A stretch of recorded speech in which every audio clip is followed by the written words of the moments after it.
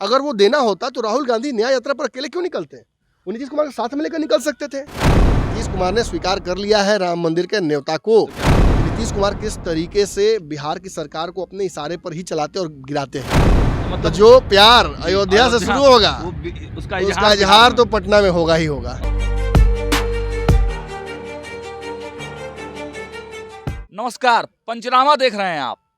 देखिए, आज हम लोग हाजीपुर के गंगा घाट से पंचनामा करेंगे। हमारे डॉक्टर साहब चीर फाड़ करने के लिए देखिए पूरे बिहार के दौरा पे हम लोग निकले हुए हैं। जो चुनाव की लोकसभा चुनाव की तैयारी तमाम जो पॉलिटिकल पार्टियां हैं वो कर रही हैं, तो हम लोगों ने भी अपने अंदाज में इस तैयारी पर हम लोग भी निकलने हैं कि कैसा तैयारी जो है वो चल रहा है। इस बीच पंचनामा आज आपको हम यहीं से करके दिखाएंगे। हमारे डॉक्टर साहब जुड़ चुके हैं, पंचनामा वाले डॉक्टर साहब, जिसको कि आप जानते हैं। नमन सर हमारे बीच में जुड़ चुके हैं। देखिए, बिहार की राजनीति पर हम लोग चर्चा करते हैं लगातार पंचनामा में, और बाबा हमेशा आपको बताते रहे हैं कि किस प्रकार बिहार की राजनीति लगातार करवट बदल रही है। नीतीश कुमार ने संयोजक का पद ठुकरा दिया, लेकिन कहीं ना कहीं अब बिहार की राजनीति में ये कयास लगाए जा रहे हैं कि एनडीए से उनको न्योता आ चुका है। हम चलते हैं सीधे अपने डॉक्टर साहब के पास और इस खबर पर चीर फाड़ करवाते हैं कि आखिर क्या कुछ हो रहा है बिहार में। नीतीश ने स्वीकार कर लिया है मोदी का ऑफर। कौन सा ऑफर मोदी का स्वीकार कर लिया नीतीश कुमार ने? सर, ये मोदी जी तो नीतीश कुमार को एक ही ऑफर दे सकते हैं, घर वापसी कर लीजिए। इसके अलावा कोई ऑफर उनके पास होता भी नहीं नीतीश कुमार के लिए। और हो भी क्यों, नरेंद्र मोदी जिस वक्त जिस समय में हम लोग उनका विश्लेषण कर रहे हैं, शायद पूरे एशिया के सबसे प्रभावी नेताओं में से एक हैं।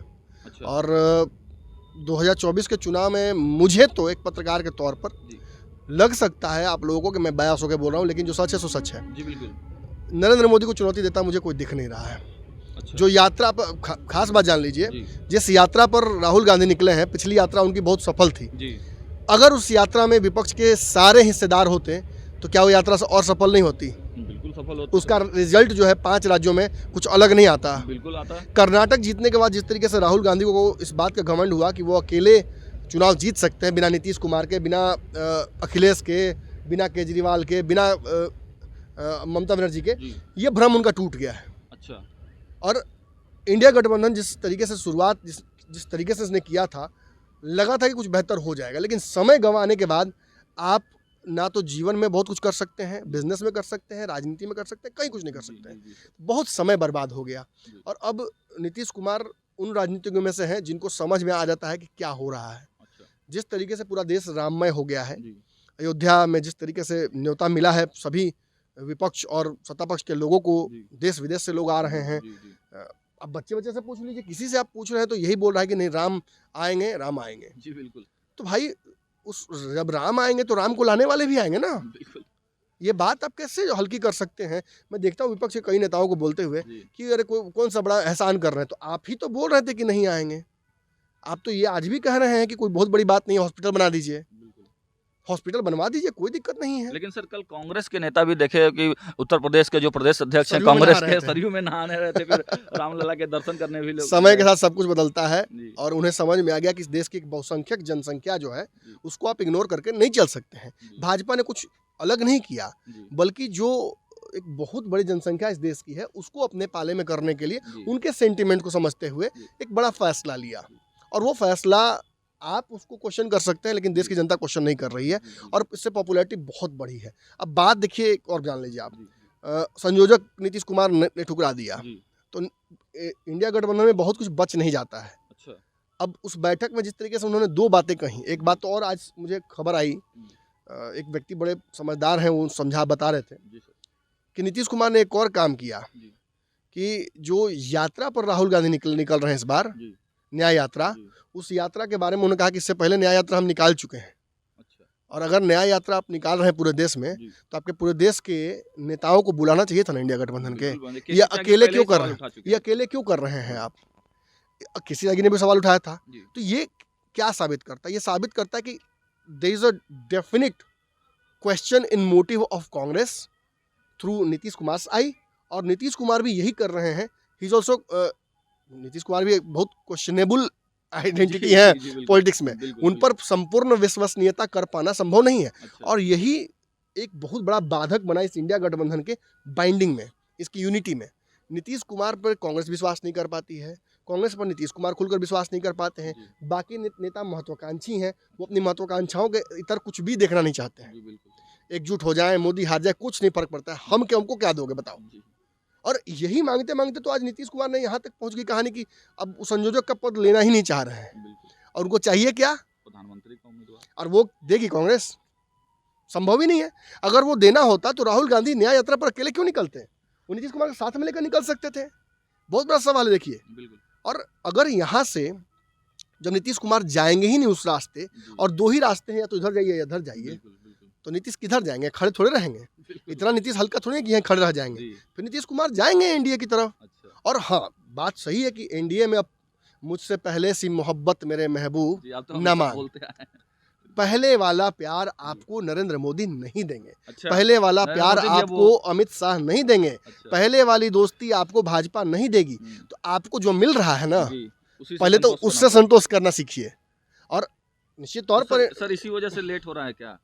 देखिए, दोनों तरफ तो इसी वजह से लेट हुआ। उधर भी वही बात थी, इधर भी वही बात थी। इधर कम से कम भाजपा को ये तो पता है कि नीतीश मैक्सिमम क्या धोखा दे सकते हैं, सरकार गिरा सकते हैं। यही ना करेंगे। विपक्ष की राजनीति कर रही है भाजपा। पूरे देश में किसकी सरकार है? भाजपा की सरकार है। बिहार में नहीं है, कोई दिक्कत नहीं है।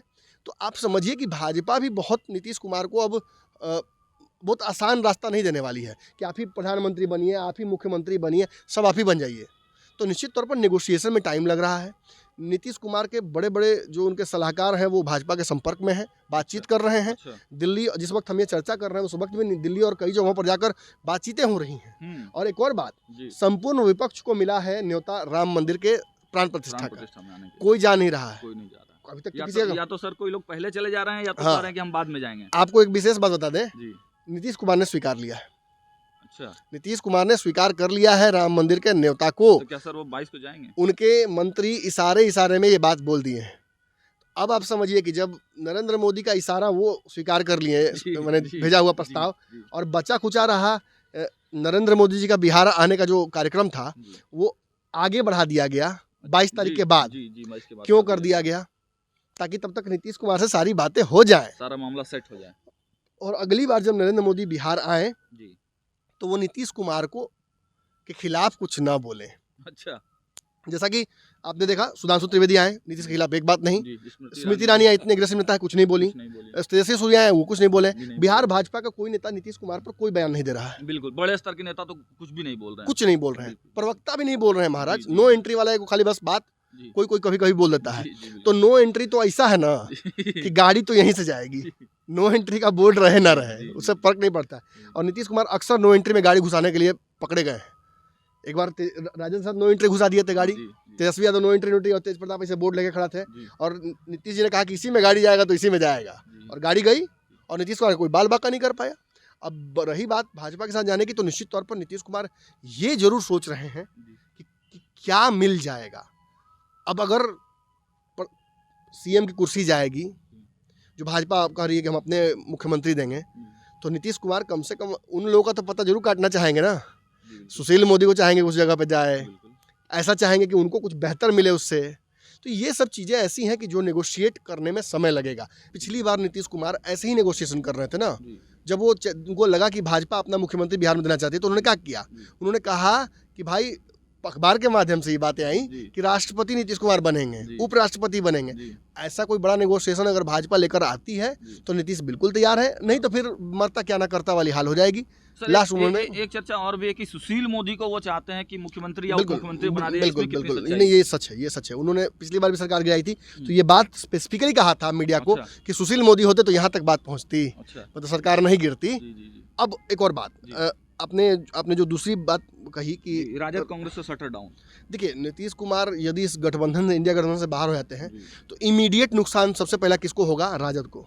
राजद ये बात जान चुकी है कि नीतीश कुमार किस तरीके से बिहार की सरकार को अपने इशारे पर ही चलाते और गिराते हैं। और नीतीश अगर एनडीए की तरफ जा रहे हैं तो तेजस्वी यादव के लिए दिस इज शटर डाउन, दुकान बंद।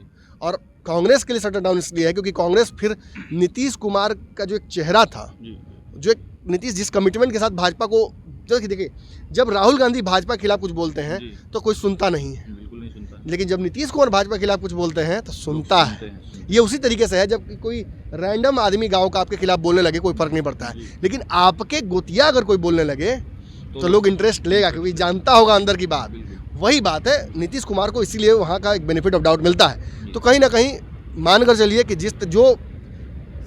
नीतीश कुमार को एक भेजा गया ऑफर, एक इनविटेशन आया मोदी जी का अयोध्या से, वो इनविटेशन नीतीश कुमार स्वीकार करके अयोध्या जाते हैं, तो आएंगे तो पटना में नरेंद्र मोदी से मुलाकात होगी फिर। तो मतलब तो जो प्यार अयोध्या से शुरू होगा उसका इजहार तो पटना में होगा ही होगा। कहीं ना कहीं रास्ते यही दिखा रहे हैं। बाकी हम भविष्यवक्ता तो है नहीं, चीज़ें इसी तरह इशारा कर रही हैं। ये होगा तो निश्चित तौर पर मुझे लगता है कि देश की राजनीति को एक नया दशा फिर मिलेगा। चलिए, तो देखिए आज के इस खबर का पंचनामा हो गया है और हमारे डॉक्टर साहब ने बता दिया है कि किस प्रकार मोदी जी जब नीतीश कुमार को अयोध्या बुलाए हुए हैं और नीतीश कुमार के प्यार का इजहार अब बिहार में बहुत ही जल्द हो सकता है। देखते रहिए पंचनामा। बहुत बहुत धन्यवाद।